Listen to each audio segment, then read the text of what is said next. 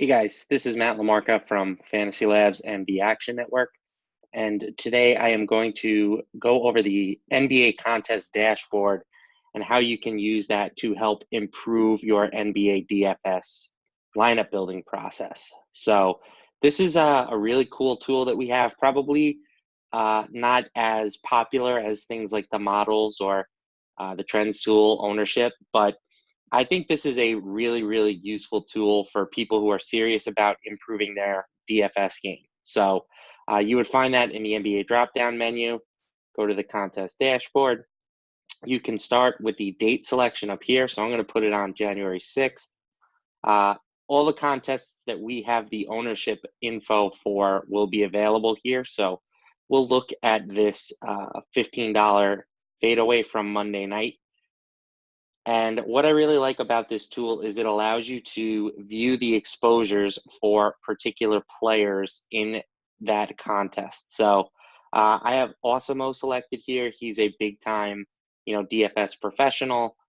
He has 150 lineups in this contest. So you can view his entire player pool here, top to bottom, all the guys that he rostered in these 150 lineups. You can sort it by salary. So if you want to see, he played, Doncic and Giannis as his two studs. You can sort by ownership percentage. Jordan McRae was his highest owned play. You can sort by the field ownership. And then this right here is the leverage. This is going to measure the actual ownership for this particular player and subtract the field ownership. So you can see the field was the highest on Marcus Smart among the players that Osimo played, but he only played him in 12.7% of his contests. So that gave him a leverage of negative 33.5. On the other hand, Jordan McRae was the second highest owned, but he played him at 95.3%. So you can see he gained quite a bit of leverage on that player. And you can sort here. So if you want to see which players in particular he had, the most riding on in each particular slate, you can do that. And one thing that I think is very useful here is to then compare, how his player pool shaped up to how your own player pool shaped up, and see maybe, certain guys that he was on that you weren't. Look and see maybe why you missed them, and go back and sort of do your homework on that player and see if maybe he's somebody that should have been in your player pool, or vice versa. If you played someone that Osimo did not, or whoever you're looking at, maybe go back and just make sure that there were enough reasons there that you felt comfortable playing him. If you want, you can mark players as favorites by clicking the star next to their name, and that's going to put them at the top of this user board. You can, search by username. So if you want to see, different players who are in here, Chess is okay. Another guy with 150 lineups.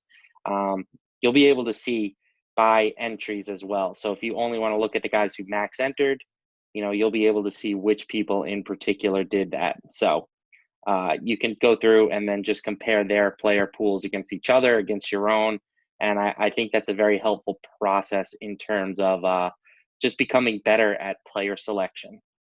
And again, you can do that in a variety of different contests.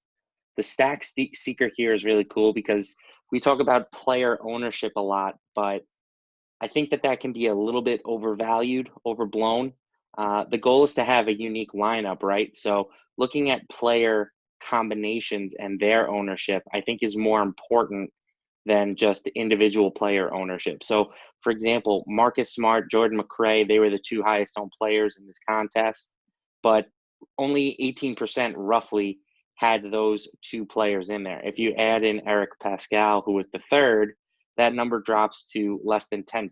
So if you play all the chalky players and then just sprinkle it in with a couple of low owned plays, like let's say, for example, we put in Al Horford. He was 5.33%. If we add him to those really chalky guys at the top, now we're talking about just 72 out of roughly 35,000 lineups. So it's a good way to sort of compare how individual ownership matches up against collective ownership, because again, collective ownership is the most important thing that we're talking about in DFS. Salary distribution is an interesting one here. You can look and see how many players spent what amount on their lineups. So roughly 48% use the full salary cap. That number drops to 22.7, leaving $100 on the table. So you can see just by going and leaving $100 on the table, your odds of having a duplicate lineup really cuts in half essentially. And then again, it's going to cut in half when you go to 4,900. So, or 49,800, excuse me. So it's just another way that you can sort of play around and increase the diversity in your lineups. You can, if you go down all the way to 49.5, you're going to be, pretty much guaranteed a unique lineup. So just some interesting stuff to look at in each contest. And if you want to see, do people tend to spend more money in the higher stakes contests? Well, this would suggest that at least more people are spending the full 50,000. The people down here at the bottom is still going to stay roughly the same. So you probably need to be, a little bit more cognizant if you're going to spend the full salary cap in these big contests, these high dollar contests, in terms of finding like a unique player too. Position usage, this is going to show you what percentage of players that were selected as at the flex came from each position. So in the 777, majority of centers and then small forwards were just 8%. And if we go back to that $15 contest, you'll see that these percentages will change probably a little bit. Yep, there's going to be more people using a center at flex. Small forward went up just a little bit, and then point guard, shooting guard, power forward still remained in the middle. So again, another way to just sort of look into lineup construction and see if you're on the right track there. If you want to look at different strategies towards being contrarian, it looks like playing a small forward in the utility is probably going to give you the best chance of a unique lineup. Obviously, this is just for one slate. It's not always going to be that way, but just more things to sort of think about. Again, this is a cool one if you are looking at just lineups that were duplicated in these contests. You'll see right here that the most duplicated lineup spent the full 50,000, which was not surprising. It had 166 occurrences in this $15 contest. That said, it did only come from 14 users, so there was probably one user who put that same lineup in a bunch of times. That's exactly what happened with the next two. You'll see like only one user put this lineup in, but they put it in 124 times. Same for this lineup, 104 times. So if you want to see how many people played, like what was the most common lineup but amongst groups of people, you can just sort by users here, and this one actually becomes the most duplicated. But again, all these lineups are going to be 50,000 or 49.9 for the most part. It's very rare that you're going to get a heavily duplicated lineup that's going to be using less than 49,900. Then the last thing here is the leaderboard.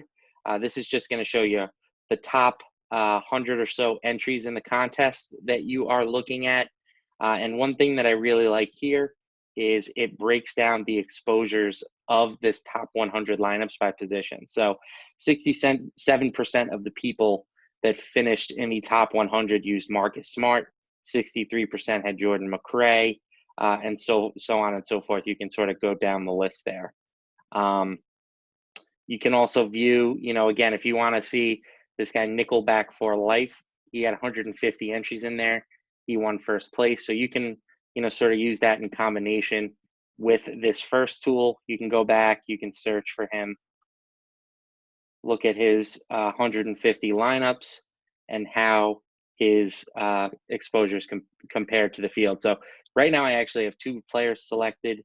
You can do that as well if you want to just look at a group of different players and how they did it. So right now we'll just move it back to Nickelback for life, and you can see that this was sort of his player pool exposure on the night that he won. But I do like comparing it, like again, let's bring up Chess and let's bring up Awesemo, and you can see just sort of the different philosophies. So it looks like Chess on this night went with more of a stars and scrubs type of approach. He had a lot of Giannis and a lot of Luka. while these guys went for a little bit more of a balanced type approach with their player pool. All right, so that is going to do it for this video. I hope that you learned some things about the contest dashboard, and I hope to see some more Fantasy Labs subscribers at the top of the leaderboards.